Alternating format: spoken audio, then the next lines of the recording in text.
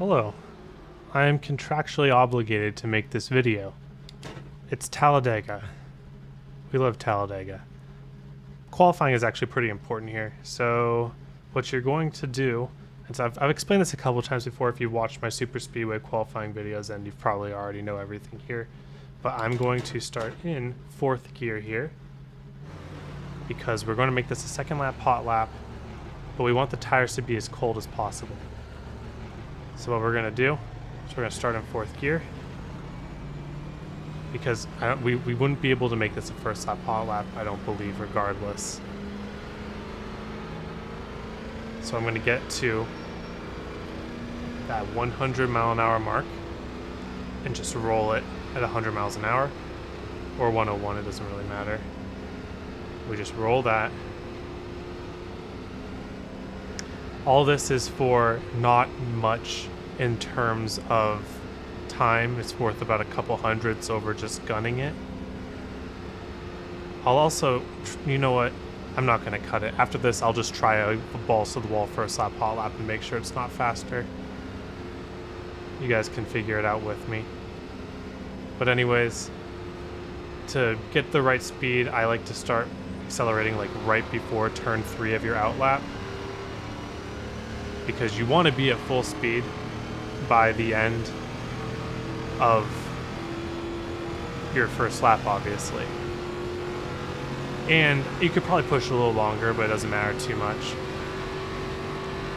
I think you could probably get away with like the middle of 3 and 4s when you throttle up. Again, it doesn't matter too much. So there are a couple things that are pretty important. 24.04. First off, we don't want to be by the wall because of wall arrow. So I'm just turning the car, very smooth inputs. Try not to move your wheel almost at all in the corners unless you absolutely have to. Okay. Now we're going to set up 4, 3, and 4. I want my right sides on this white line here, maybe just a little bit above it. Just not enough to get influenced by the wall. And now we're going to start up here. And then right before the end of the corner, we're going to use the banking and drive down the corner like this so that we can straighten out this exit. So we straighten it out really early, slide back up to the wall, but not right out next to it. And then we want to do the same thing with the tri-oval, where we kind of use the banking there. Now you don't want to be more than a lane up here. So we want to turn in early, but right on the yellow line. And then just hold it. That slid up a tiny bit there, wasn't great. Now we're just going to lock our wheel, let the car slide up about a lane, and then we're going to unload our wheel.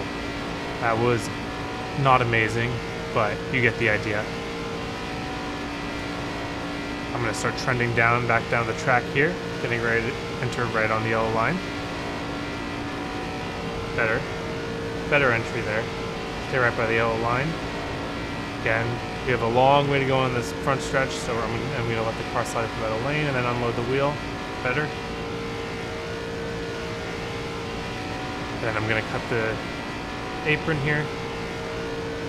I'll be honest, I'm not 100% sure if this is faster or not. It feels like it to me. 53.298. Now, let's go ahead and try first lap, because there is a chance the first lap is faster. While we're doing that, I guess I can talk about strategy. So this is ARCA at Talladega. I'm just going to go balls to the wall here, nothing special. This is ARCA at Talladega, which means that there are no cautions. And because there are no cautions, you do not want to lay in the back. Because even if you're able to avoid the big one, when you're in the back, you lost the draft. So you might as well have not even been back there at all. You want to control the front. Controlling the front, because that's a very, very high likelihood that someone will be, the Rex will be behind you. I'm not feeling great about this having the speed at the line that I need.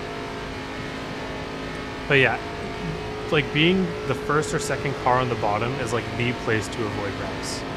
Maybe the first car in the middle or top is fine too, But being the first in those lanes is a bit volatile because people can like make moves on you and stuff.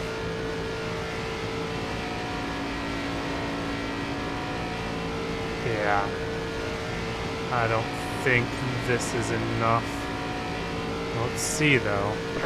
No, not nearly enough there. I will try one more thing though for the sake of this lap. I will try to see if we end up losing time or gaining time with the apron on the end of this lap. Because we should have similar exit speed than we did on our real lap there. So I will be able to find out for sure if the apron or just staying on the track is better. So yeah, we're back into regular speed here.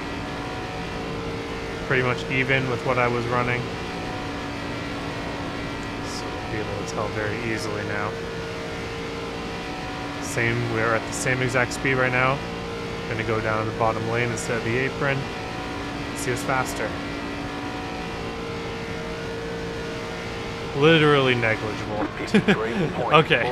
I say stay on the track then, because staying on the track is easier than hitting the apron. So, do whatever you want, but it seems negligible there.